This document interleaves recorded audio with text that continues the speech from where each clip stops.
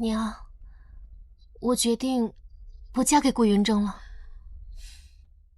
宁儿，你和顾云峥是青梅竹马，你俩的婚期就在下月，为何现在突然这样说？况且你也知道，咱们云国朝廷有令，女子若年满20还未出嫁，可是要强行配婚呢。你今日突然不嫁，后果很严重，你可明白？女儿明白，顾云峥确实算我的青梅竹马。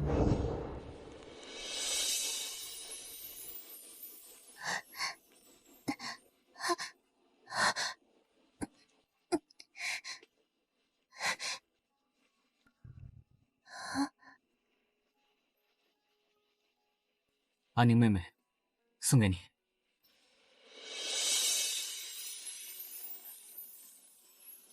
他曾亲口说过喜欢我，还说要一辈子守护着我。哼，连3字经都不合格，我看你根本就是懈怠。把手伸出来，为父今天必须要好好的教训你一下。沈伯伯，沈伯伯，都怪我平日里带坏了阿宁，您要打就打我吧。是吗？那你带他受罚。甚至他还送过我定情玉佩，还说等他功成名就，要娶我做他唯一的妻，和我一生一世一双人。从那之后，我便满心欢喜的等他状元及第后来见我。阿宁，等我入朝做了官，我就来沈府提亲。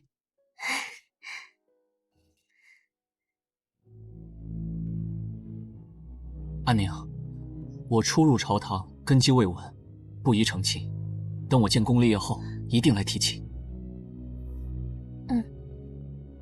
阿宁，再等等我，等我一切都稳定了之后，就用8抬大轿来接你。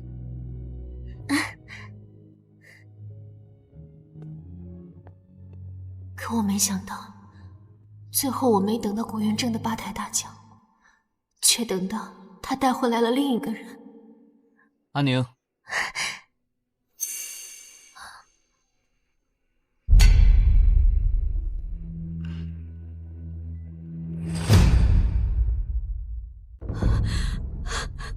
这个叫程福锦的女人，是3年前冬天出现的。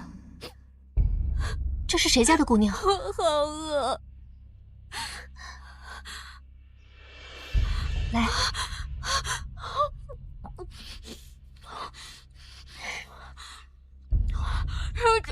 谢谢你，谢谢好救了我。如果再找不到住处，我肯定活不过今年冬天。求求你，求求你，求求你了！程福锦是外地逃难来的孤女，父母双亡。我见她可怜，便将她收留在身边。上哪儿弄的一个小丫头，倒是粘人的很。去年捡的，我看她挺机灵的，便把她留下来。我本以为程福锦会听话懂事，可没想到，她见到顾云峥的第一眼，就已经动起了心思。云峥哥哥，你这次回来打算待多长时间啊？待不了几日，朝中还有许多事情。顾公子，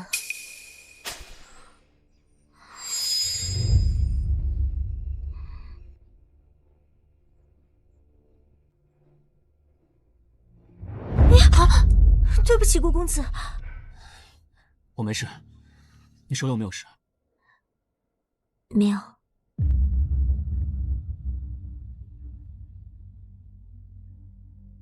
一开始，顾云峥和他还遮遮掩掩，到后来，直接变成了明目张胆。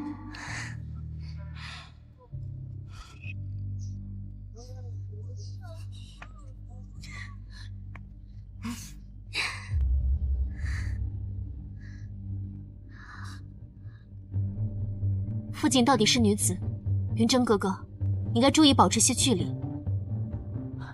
小姐，对不起，您误会了，我向你道歉。沈宁，你就这么容不得人吗？父亲不过是同我说了几句话，你就让他下跪？似你这样的动妇，以后谁还敢要？走。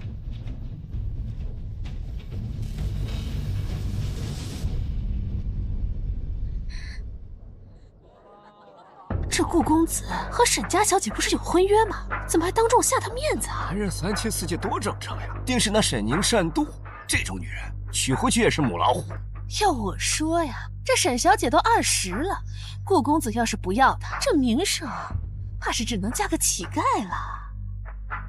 我从未想过，那个曾经说会永远保护我的顾云正，有一天会成了伤害我的罪魁祸首。娘，我想清楚了，哪怕被官府强制婚配，我也不会再嫁给顾云正。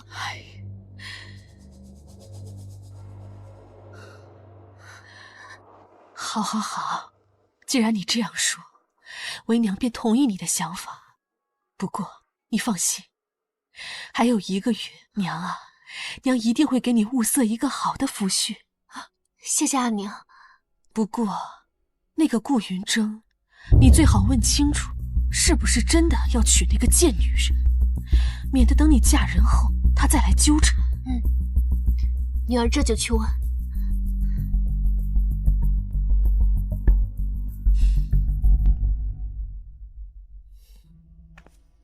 顾云峥的丫鬟说他来了情人桥，又不是七夕，他来这里干什么？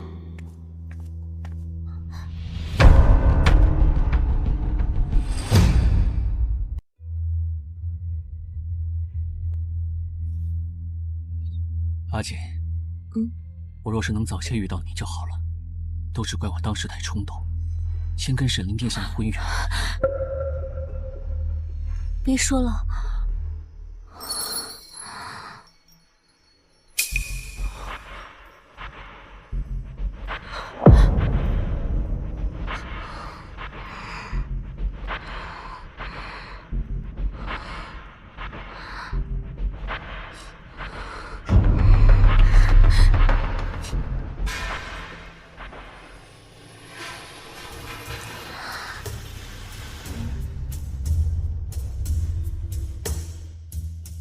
只要能和顾郎在一起，就算是无名无份，我也愿意。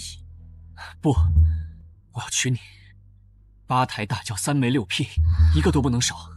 从此以后，你就是我纳入族谱的贵妾，就算是沈宁，也休想欺负你。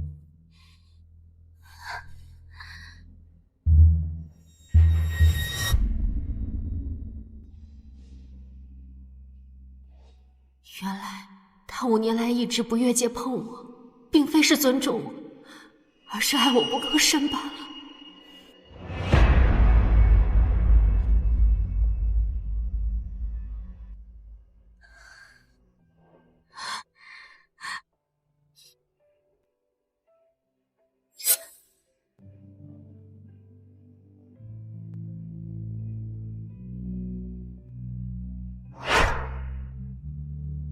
锁住了，阿宁，这辈子你都别想再离开我了。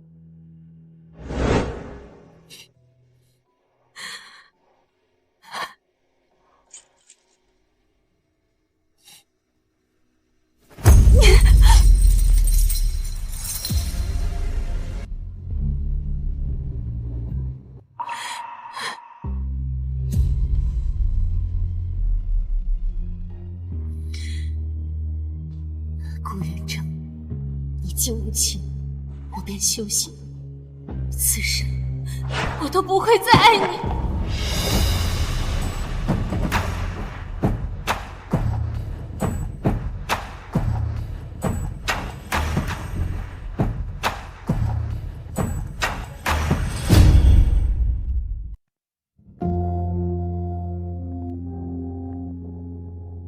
阿宁，你在这儿做什么？他看见我把同心锁扔进河里了吗？不过，想来他也不在乎了吧。顾云峥，这是我最后一次为你落泪。刚才的话，你应该都听见了。我放不下父亲，我要纳她为贵妾。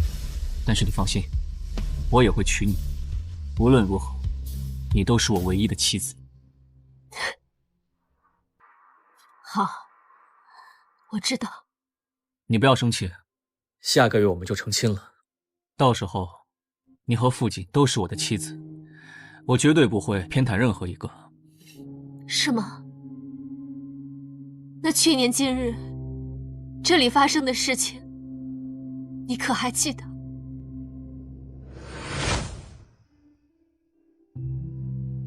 云中说在桥上等我，怎么还没来？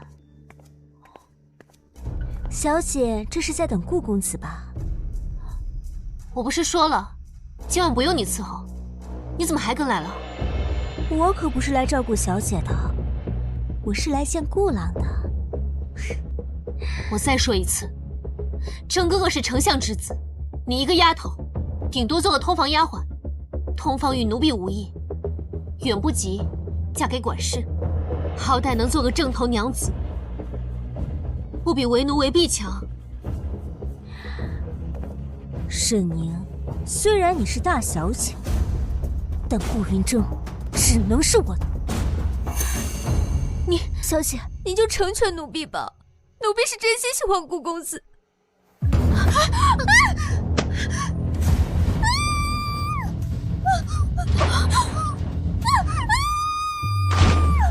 沈宁，你在干什么？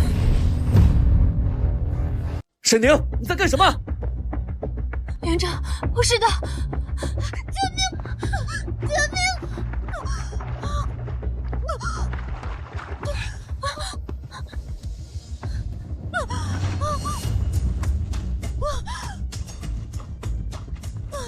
哎呦，快看呐！快救人呐！去救一下呀！哎呦，这样当着河南的搂搂抱抱，山风败俗啊！这是。要是我女儿这般行事，我肯定打死她。就是。沈宁，这下你满意了？没想到你是如此恶毒之人，连一个宫女都不放过。园长，不是的，你听我解释，不是我行了，推的。闭嘴！我不想听你的狡辩。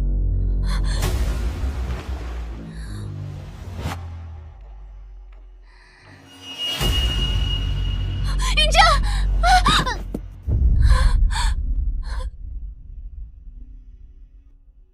男女授受不亲呀！对，园长，男何止这样？昨晚上了脚，还受了风寒，整整烧了10天10夜。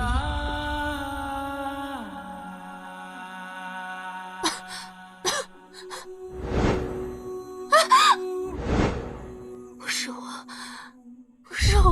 是他自己跳的。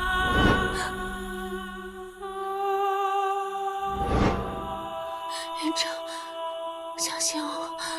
而顾园长，你一次都没来看过我。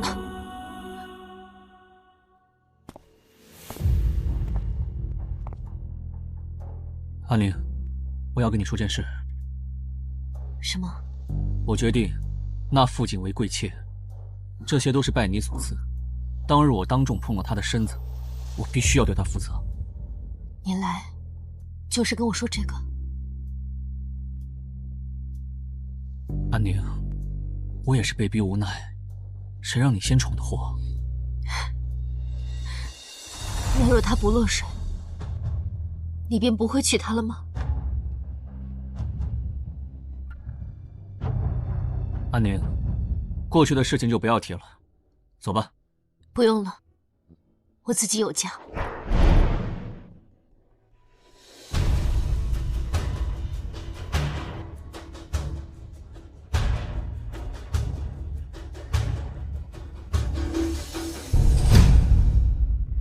小姐，老夫人动作可真是快，才短短几日就帮你定好了新的亲事，就是不知道是哪家公子，生的可是好看。无论是谁，只要不是顾云峥就行。老板，我来取我定制的嫁衣。沈小姐，您的嫁衣顾公子不是取走了吗？他没给你吗？肯定是拿给陈富锦那个贱人穿去了。他们的婚事仓促，根本没时间定制嫁衣。他们凭什么把小姐的嫁衣给别人？不行，我们去把佳怡拿回来。脏了的东西我不要，但他欠我的，我会让他还回来。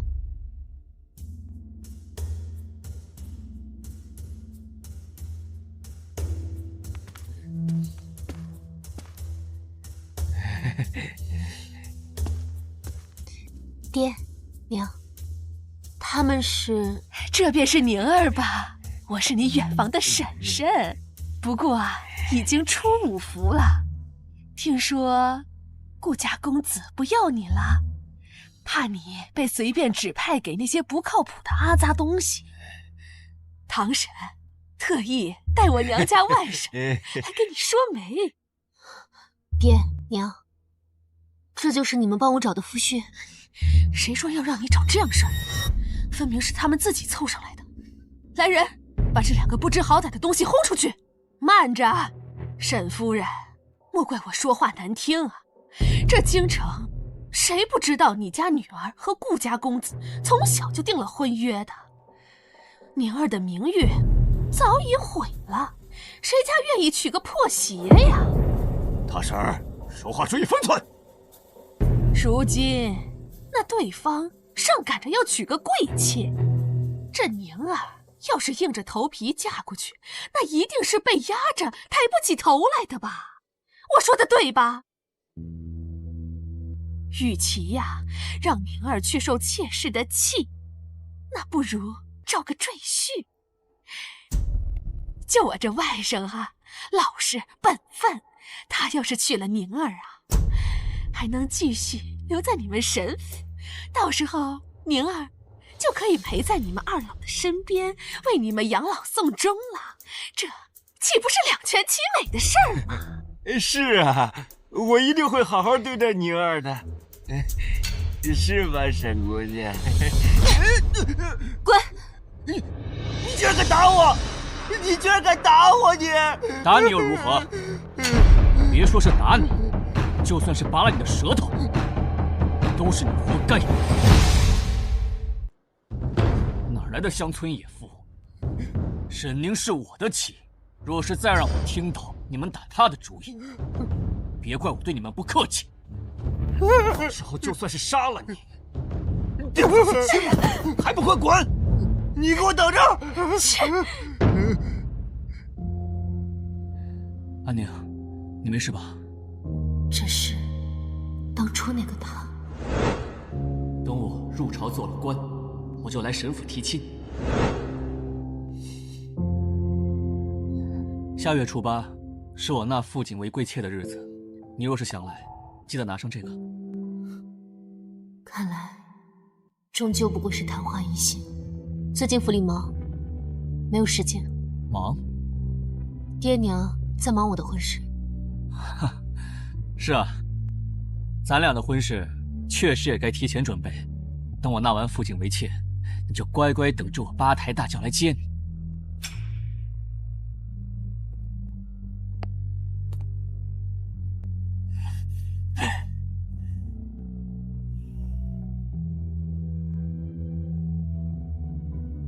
爹娘很快为我选好了新的夫婿，出嫁那天正好是顾云正纳妾的日子。阿宁此去千里，要是在夫家受了委屈，就写信回来。若是你那夫君待你不好，你只管回来，爹娘养你一辈子。爹娘为我寻的那夫婿，听说是个病秧子，想来也没力气对我不好。时间不早了，我该走了。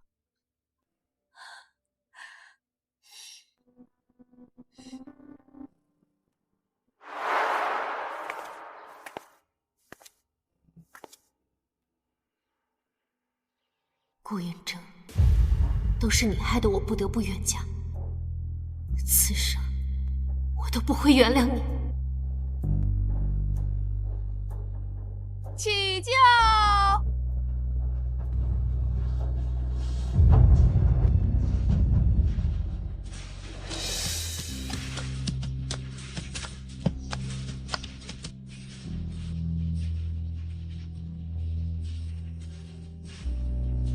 沈娘，你是千金小姐又怎样？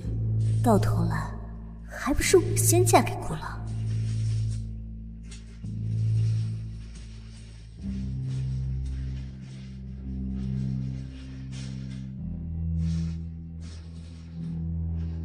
今日怎么不见沈宁？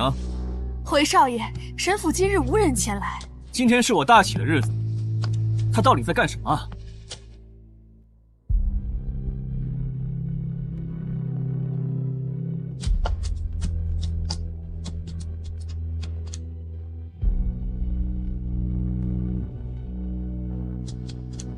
哎，不对，顾少爷，刚刚过去的那个陪嫁丫鬟好像是沈小姐的人啊！什么？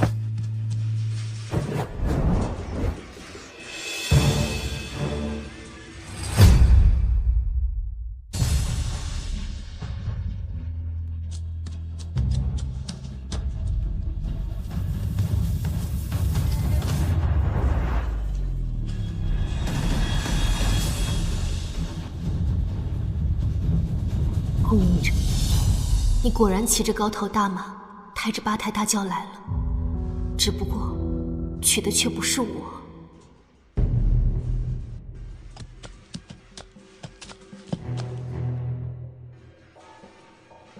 那个新娘子。哎呀！下。怎么了？顾郎，妾身突然想到，妾身一介孤女，没有备下嫁妆，万一那些宾客嘲笑顾郎，可怎生是好呀？放心吧，我已经想到了，早早就为你准备下了嫁妆。再说，这偌大的云城，谁敢笑话你夫君？顾郎对妾真好，真是个小傻瓜。沈宁那么爱我，怎么可能嫁给别人？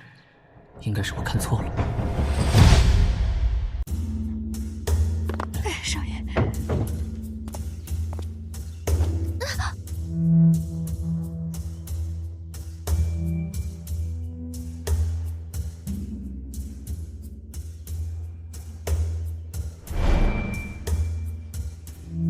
刚才踢疼你了？顾郎踢得好重，把妾身都给踢痛了。知道踢疼你了，我抱你去拜堂。顾郎，这样是不是不合规矩啊？我是顾氏家主，我就是规矩。我办事儿，谁敢管？顾郎真厉害。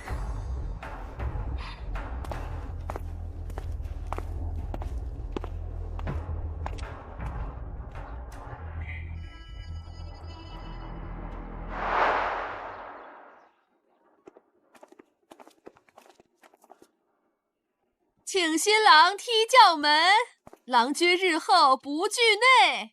娘子就是用来疼爱的，惧内又何妨？这个谢怀燕想法倒是与大多数男子都不同。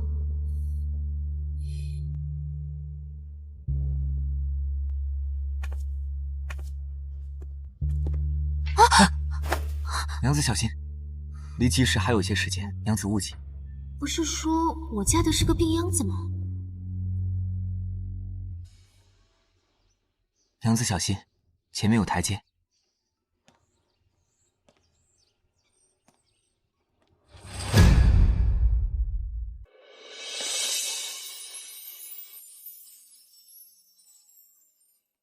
哎呀，新娘子来了！哎呀，这就是那个妾呀，伤风败俗呀！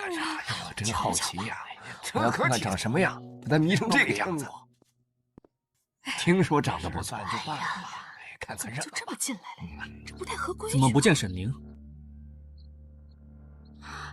难道他是不想看见顾郎娶别的女人，故意消失，不想给你面子啊？他敢！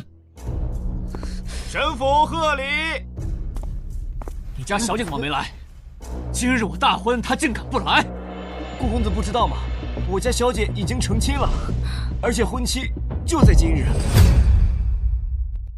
怎么可能？他等我娶她，足足等了5年。再说了，他明日就满20，有谁会娶呢？难道沈姐姐是故意让家丁与顾公子说这些话，好让你抛下婚礼，去沈家找他？我家小姐真的已经嫁人了。顾公子不信，可以翻看沈家给你发的喜帖。什么喜帖？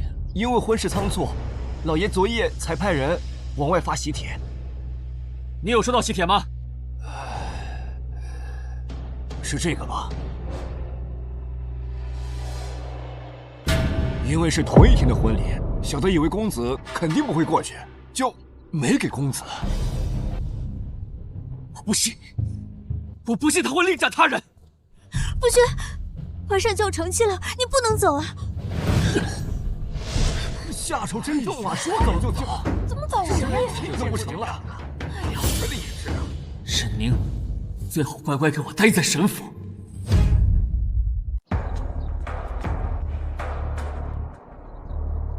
果然是骗我，那么爱我又是这样的灵蛇，怎么可能嫁给别人？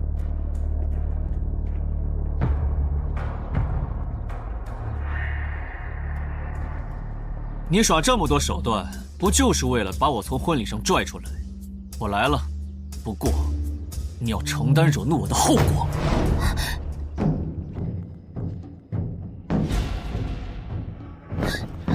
你为什么穿着沈宁的衣服？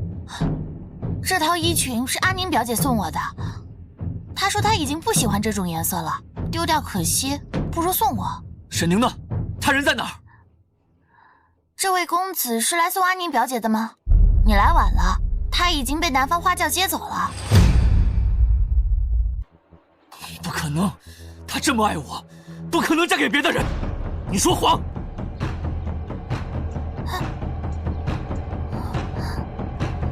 沈宁，这又是你的小把戏，对不对？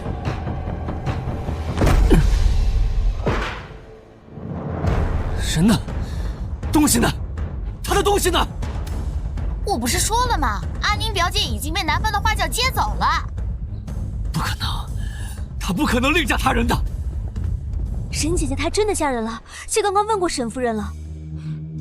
顾郎，忘了沈姐姐，跟妾回去成亲吧。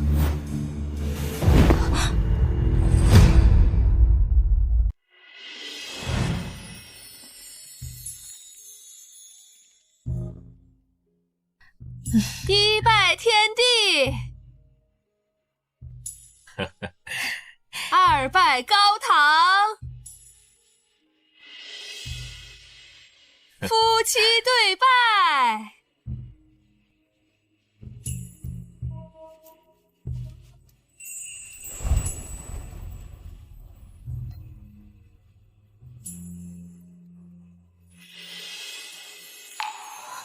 是你？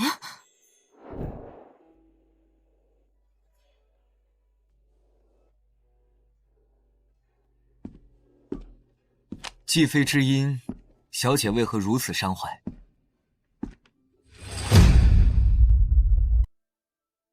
实在下唐突，实在是小姐的琴音太过哀婉。易经云：怒伤肝，悲伤肺，气伤心，思伤脾，怒伤肾。为了小姐的最爱之人，还请小姐切莫悲哀切思。我怎么记得这句话出自《麦经》啊？原来是出自《麦经》啊！真是年纪大了，脑子不中用了。沈小姐，我们又见面了。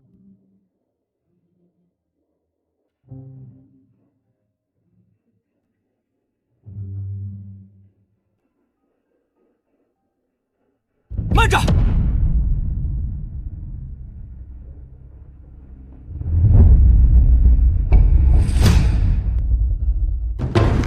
慢着！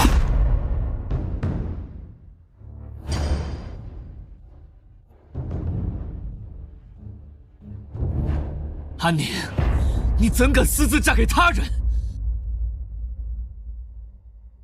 顾公子，我和你已经无话可说，请你离开吧。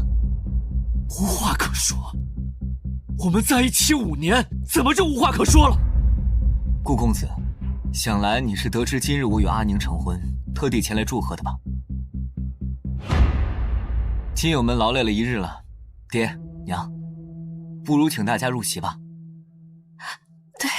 啊，对，诸位，今日辛苦了。这是谁啊？庭院里宴席都摆上了，大家先入席吧，请。哦，走吧。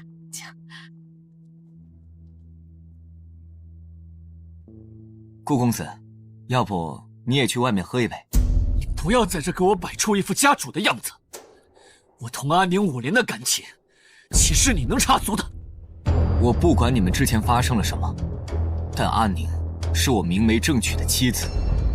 顾云峥，你算什么东西？要不是你趁虚而入，阿宁将会是我的妻子。那你为什么会被趁虚而入？当时的你在做什么？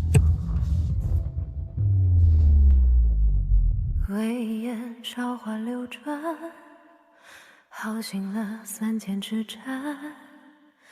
怪影错阳差，却偏顾公子，请回吧。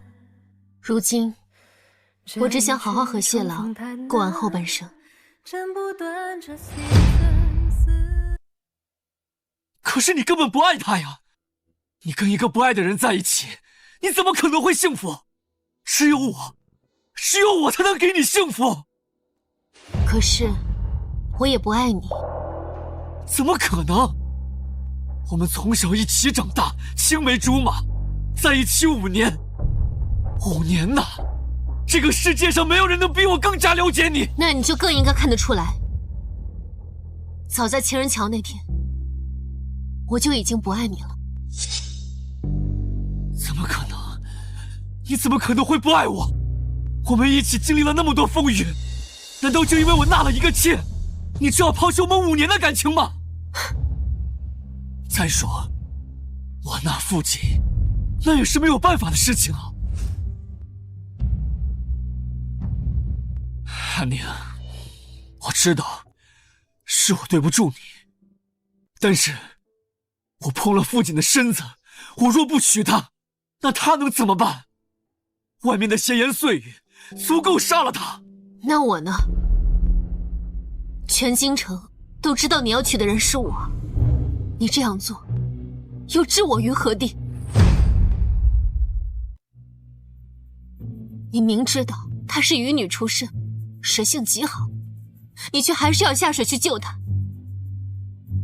你甚至都不问清楚，她到底是怎么落的水。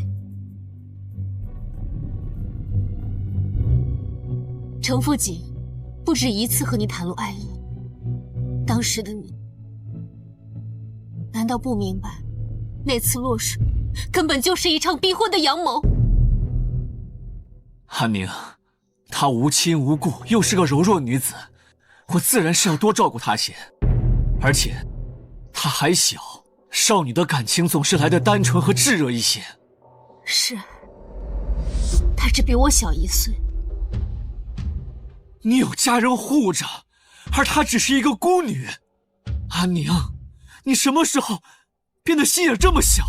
多说无益。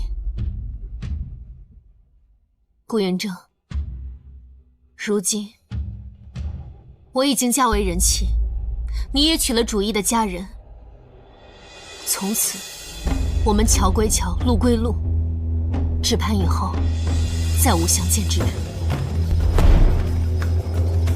我不答应，我不答应。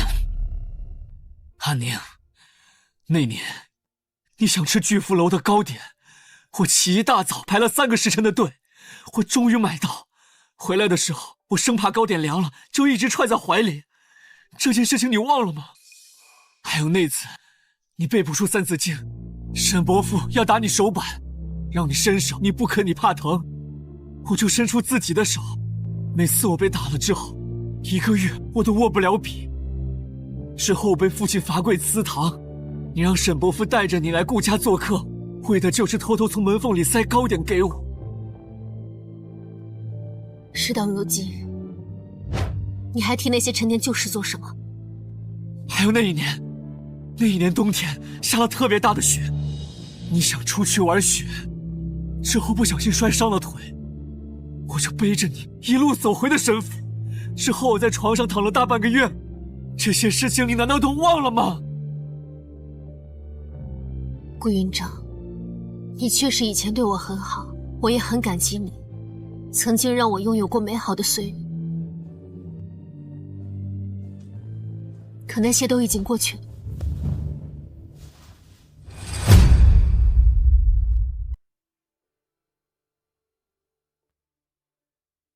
谢郎才是要和我度过余生的人，以后我只会爱他。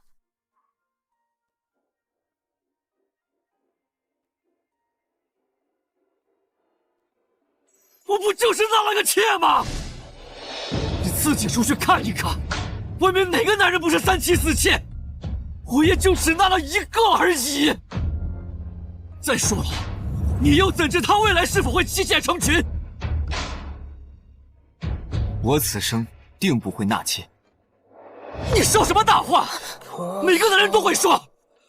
我以前也同阿宁讲过，你不要相信他说的，男人的嘴都是会骗人的。我相信谢郎。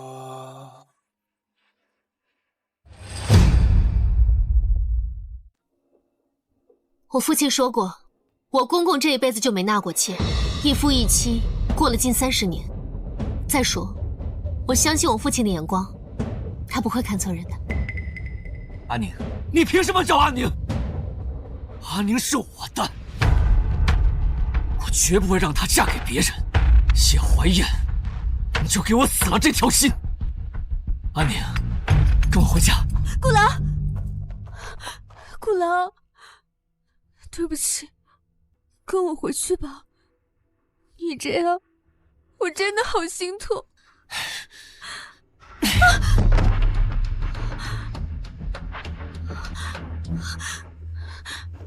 沈姐姐，你就跟顾郎回去吧。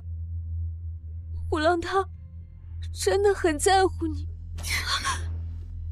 你叫谁姐姐呢？我沈家出5府都没有姓程的亲戚。我知道自己出身卑贱，比不上你金枝玉叶，可未来你我都是顾郎的妻妾，我叫你一声姐姐，不为过吧？我都想好了，等你也嫁进来，你就负责顾郎的田产铺子，我就负责顾郎的日常起居，咱们俩就像娥皇女英那般和睦相处，一起照顾夫君。这声姐姐，我承受不起，因我此生都不会嫁给顾云峥。为什么？难道你变心了？你怎么能变心呢？顾郎那么爱你，你以为顾郎真的爱你吗？他只是受不了被人抛弃。你要是跟着他回去，不出3天，他就又会将你弃如敝履。你朝谁翻白眼？你又朝谁笑？你冲谁翻白眼？你又冲谁笑了？阿姐，这3年，我早就想狠狠地扇你了。顾郎，妾的脸好痛。阿宁，你凭什么打父亲？他不就是劝你跟我回去，你至于吗？再说，他哪儿说错了？人家娥皇女英都能和睦相处，你为什么就这么小心眼？是，我就是这样小心眼。顾公子，请你离开，去找你心目中大度的娥皇女英。我就说你一句，你就让我回去？安宁，嫁人不是儿戏。你今天要跟姓谢的入了洞房，今日之后你便是残花败柳，我就再也不可能娶你了。那就恕不远送了，二位。谢郎，咱们离开这儿吧。好。不许走！都是因为姓谢的这个病秧子，只要他死了，阿宁就能跟我回家了。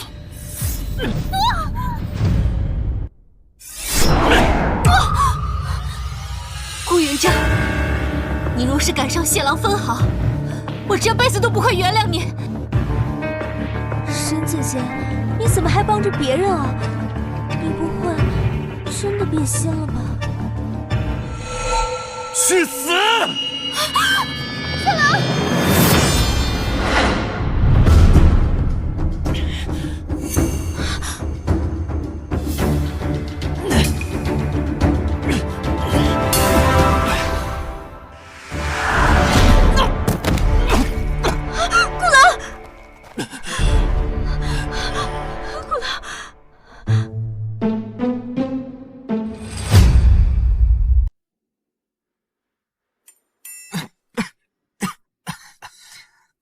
事吧？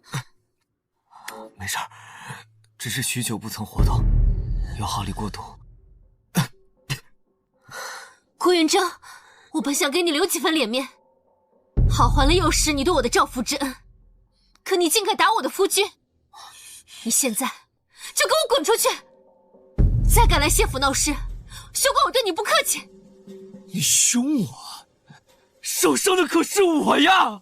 刚才你也看见了，这个姓谢的，他明明身手这么好，根本就不是病秧子，他是在骗你啊！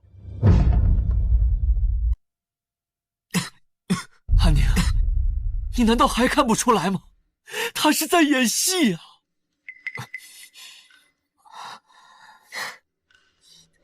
那这样不是更好？我的夫君身体健康，且武功高强，这样我们以后就能白头偕老。连欺骗都能忍受，看来你是真的变了心，爱上这位谢公子了。对啊，连欺骗都能忍受，那就是真爱。当时的你难道不明白，那次落水根本就是一场逼婚的阳谋？安宁，她无亲无故，又是个柔弱女子，我自然是要多照顾她些。不，你不能爱别人，你只能爱我。顾郎对你5年的恩情，你不能忘恩负义。你要是再敢插嘴，我撕了你的嘴！顾郎，你看姐姐。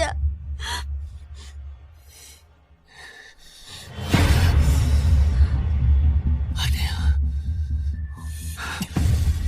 顾公子，这是我最后一次和你客气说话。若是你再敢纠缠安宁，我定让你生不如死。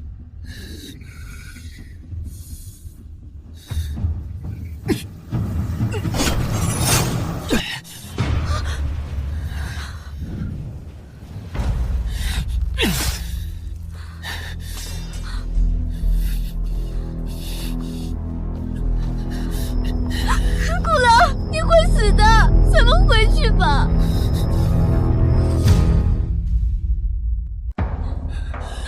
顾郎，你会死的，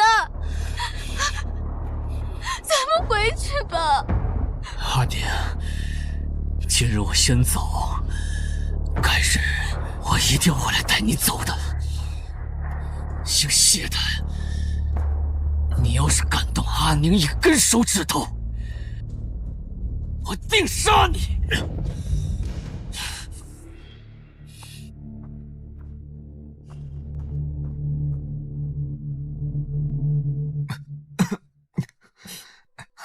行了，别装了。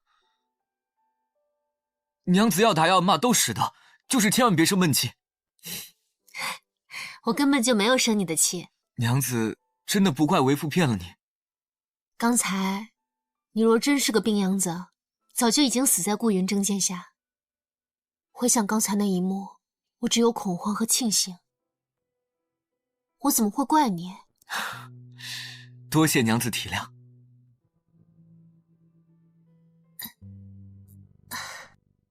凤冠是不是很重？为父帮你摘下来。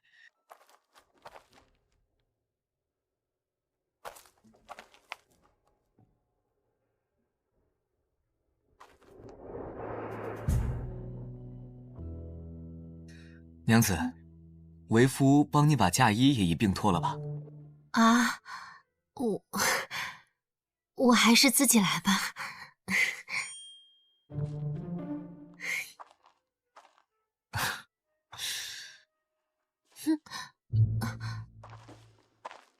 这件嫁衣确实繁琐，自己根本弄不好。好。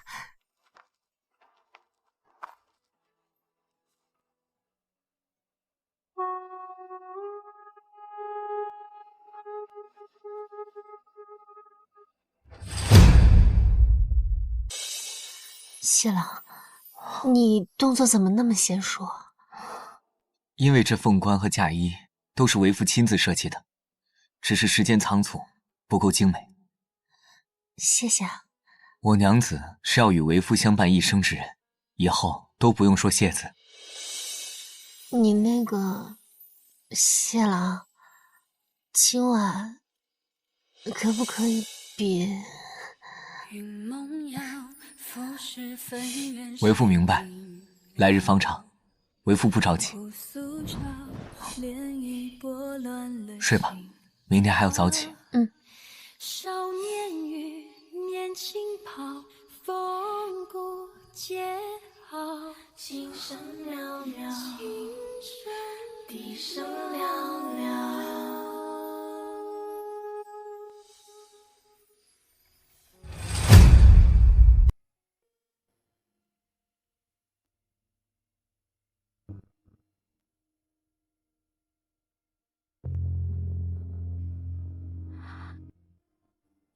夫君，别喝了。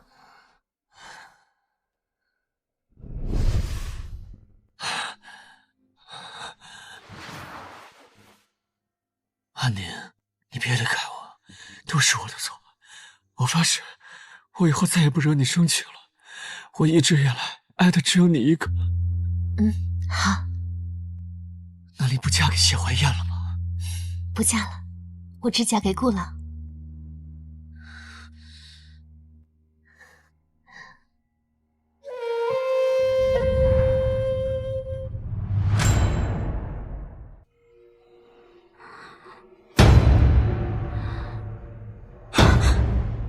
怎么是你？夫君，这个时候除了妾身，还能有谁呢？顾郎，你怎么推卸啊？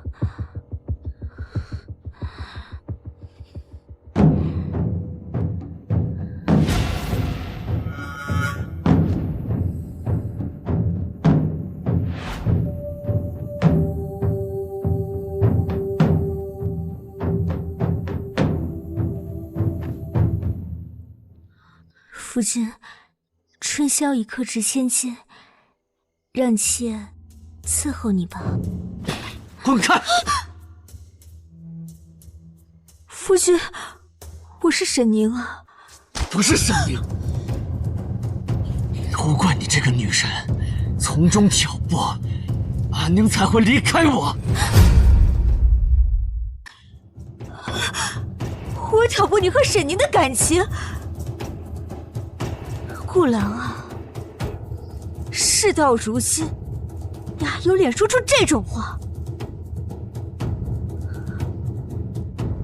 明明是你自以为沈宁离不开你，所以肆意践踏他的感情，他才选择离开你。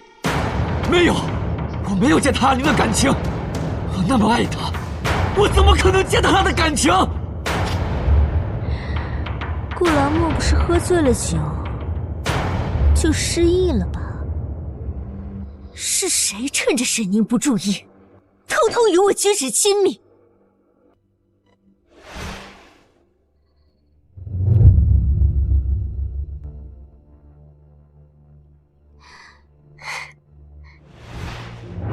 其实沈宁都看见了，只是他隐忍不发。他期盼着有一天，你自己幡然醒悟。自决断了和我的牵扯。好几次夜里，我都看见他坐在窗边垂泪。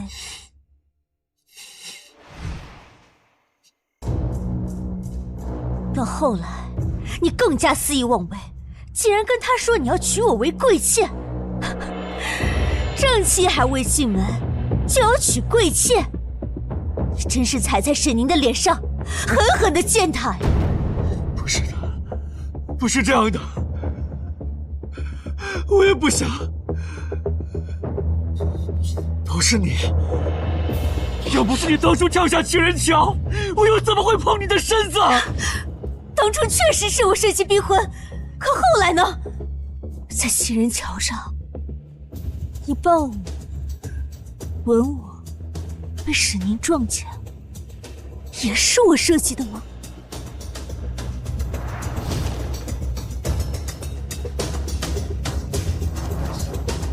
真是个混账！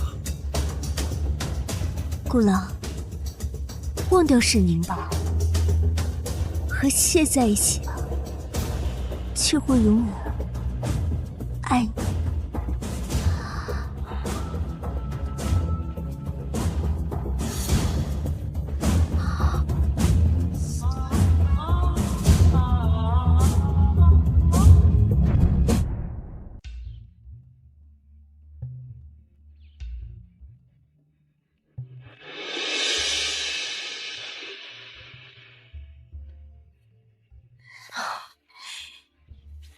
爹，请您喝茶。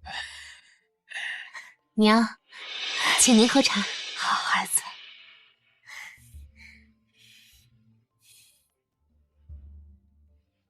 这个呀，是你祖母给我的，现在我把它转交给你。以后，我们这谢府和怀燕都交给你了。娘，儿媳刚嫁进来，就掌管钟馗，只怕会力有不逮。可以找怀燕帮你呀，你呀，可别听别人说她是个病秧子就心疼她，她呀都是装的。娘，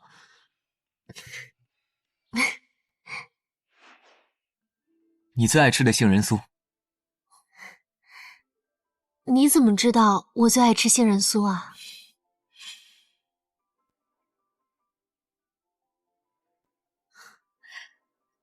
今天是七夕节，阿宁，一会儿让怀燕带你去情人桥逛逛吧。燕州也有情人桥。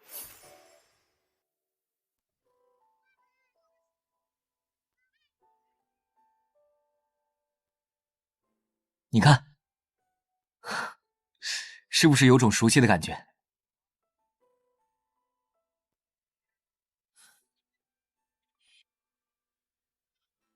为什么燕州的情人桥和京城的一样啊？因为这座情人桥啊，就是仿造京城那座修的。传闻燕州情人桥的修建者曾在京城的情人桥遇见了此生最爱之人，后来娶她为妻。他想把好运带给全燕州的百姓，让全天下的有情人终成眷属。有情人又哪儿都能成眷属，只是阴差阳错罢了。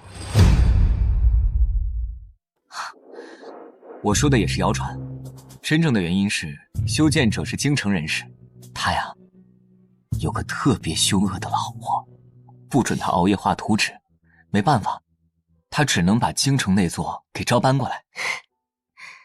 我若是不满意，你是不是还能找出第3个故事来？娘子容为夫想想，没准还真有。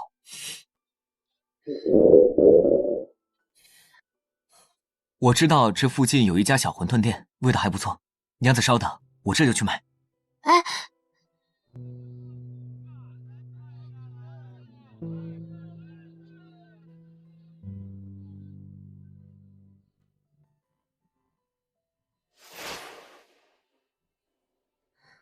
这么快就买回来了？馄饨不会是生……怎么是你？安宁，这是去年七夕你要送给我的花灯，我修复好了。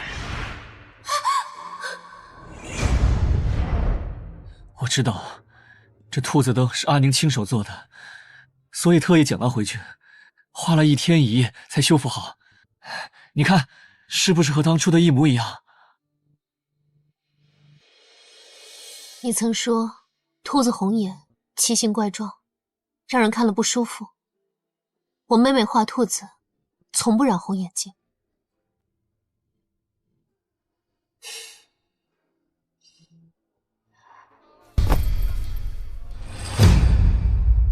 这根本就不是同一盏灯，顾公子，过去的已经过去了，你记不住，我也忘了，请你以后不要再纠缠我了。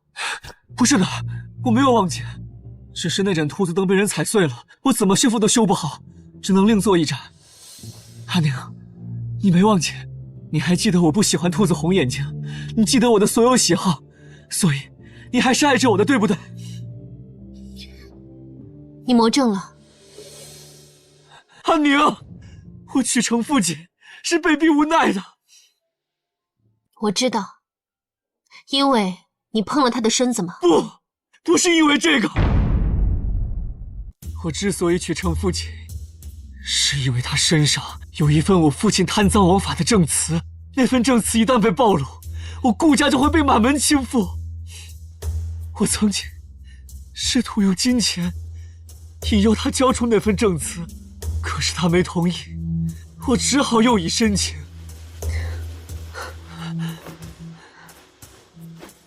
在成亲那晚，他已经将那份证词交给我，我以后再也不会被他胁迫。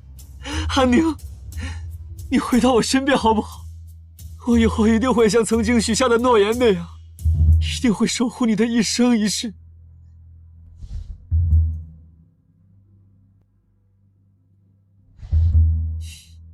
顾云正，你知道我为什么放弃了我们5年的感情，改嫁他人吗？不就是因为程父锦吗？非也，一个程父锦我还不放在眼里。我心冷的是你，你对我感情的态度。你轻易地放弃了我们多年的感情，连听我解释的机会都不给。今日有程父锦胁迫你，你妥协；他日再有徐父锦，你又当如何？你会因为一点小困难就选择放弃我，又为了留住我这个还算喜欢动玩具，造就你会娶我的假象，引起谣言纷纷，害得我难以悔婚。你根本就不爱任何人，你爱的只有你自己，你根本不配被人爱。顾云正，我无比庆幸没有嫁给你，以后别再见面了。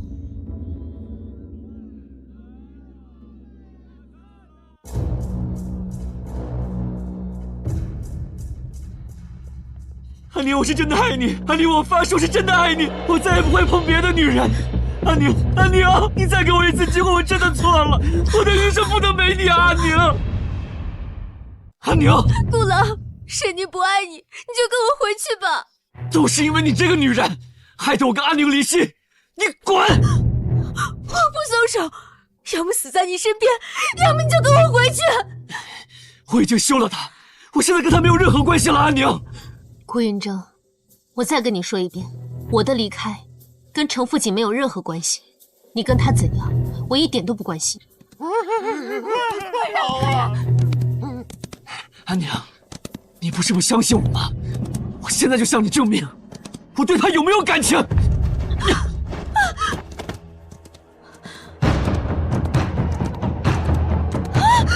夫君，救救我！谁是你夫君？安宁，你稍微等一会儿，等那个女人死了之后，我们2个隔阂就消失了。顾云正，你疯了，真是疯了！顾云正，我给你的证词是假的，真的还在我手上。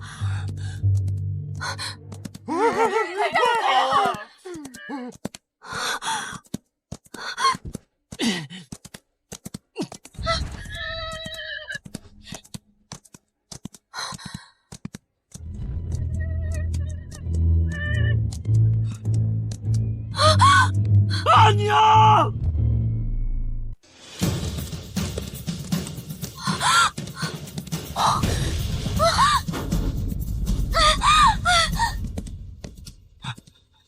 娘子，你没事吧？没事。他们怎么回事？无关紧要的人罢了。夫君不用管，我累了，咱们回去吧。好，我们回家。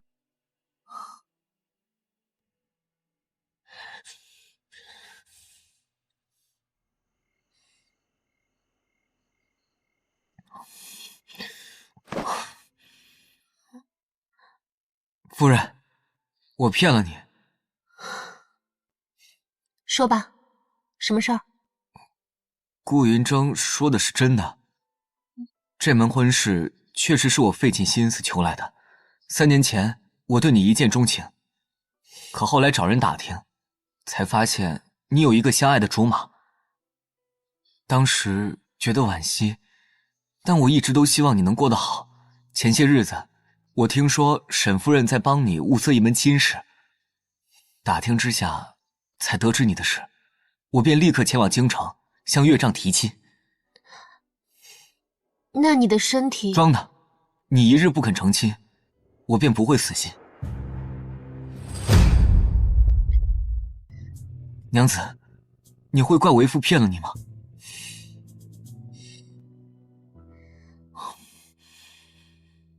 我不怪你，事情都已经过去了。如今既然我们是夫妻，就应该相互扶持下去。不过你以后不准再骗我。不敢了，为父以后再也不敢骗娘子了。娘子，我听说新婚夫妻太久不圆房，女方会被说闲话的。切，谁说的？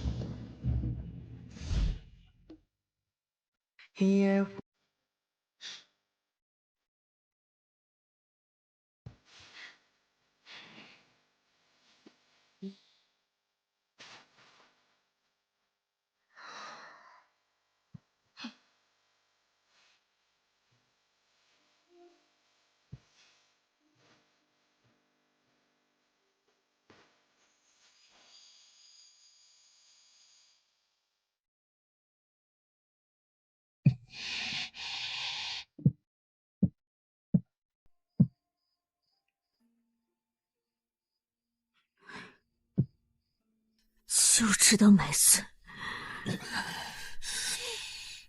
你是我见过最没用的男人！滚！你就知道对我发脾气，可这有什么用呢？你最爱的沈宁，说不定现在正在谢怀燕的身下辗转成欢呢。你说什么？我说你是孬种，人家都已经变心，你却连自己的妾室都不敢睡。我说你是没种的熊抱，难怪沈宁会弃你而去。闭嘴！你想死是不是？你杀了我吧，杀了我，你就更没有流淌在自己的龟壳里了。你个喜欢勾引男人的贱货，今日我就成全你！我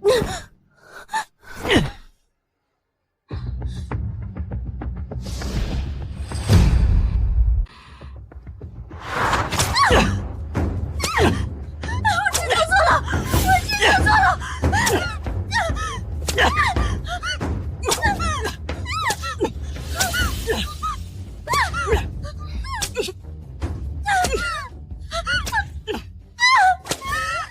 阿锦，我若是能早些遇到你就好了。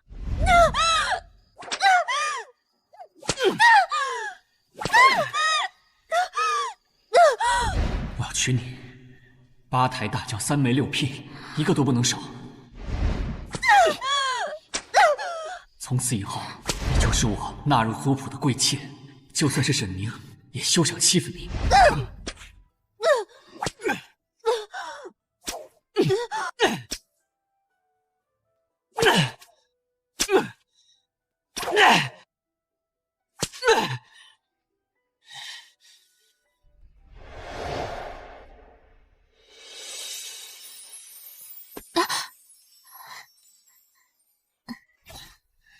不是告诉过你，别再做这些费眼睛的绣品了吗？娘刚说完，你又来说我。我要是再不做点女工，要无聊死了。好吧，不过以后这种捡东西的活儿，你一定要叫我。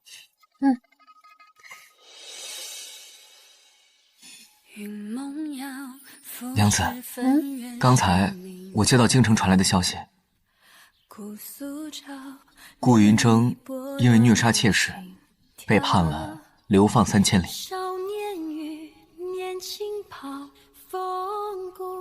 娘子，你要去送一下吗？有些人相见不如不见。娘子说的对，是我多言了。今天阳光不错，为夫陪娘子逛逛街吧，省得无聊。好，走。总是刀光如鞘，半生孤，